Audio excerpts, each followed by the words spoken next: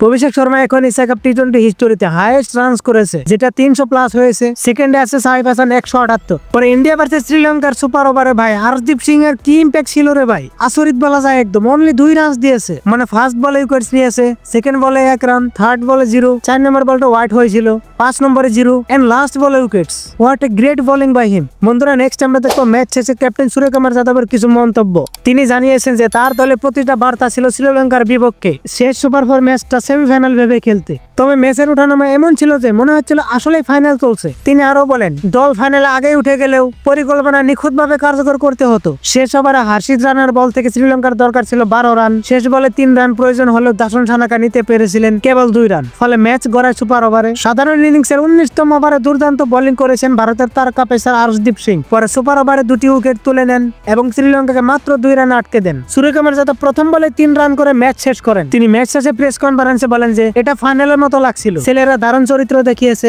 বিশেষ করে দ্বিতীয় ইনিংসের প্রথমার্ধের পর। ওদের বলেছিলাম যে ম্যাচটা সেমিফাইনালের মতো খেলতে, সবাইকে কাছে নিয়ে আসো, এনার্জি রাখো, তারপর দেখা যাবে কি হয়। তিনি আরো যোগ করেন যে হরদীপ সিং অনেকবার এমন পরিস্থিতিতে থেকেছে এবং আমাদের জন্য জিতিয়েছে। আমি শুধু বলেছিলাম নিজের পরিকল্পনার উপর ভরসা রাখো, অন্য কিছু ভাববে না। আমরা আগে ফাইনালে চলে গেছি, কিন্তু তারপরে নিজের পরিকল্পনা মেনে সেটা কার্যকর করো। তিনি ম্যাচ নিয়ে বলেন যে ওই রকম শুরু পাওয়ার পর তারপর সঞ্জু আর তিলক যেভাবে ব্যাটিং করলো এবং অভিষেক যেখানে রেখে গিয়েছিল সেখান থেকে টেম্পোটা এগিয়ে নিয়ে গেল, সেটা সত্যি দারুণ ছিল।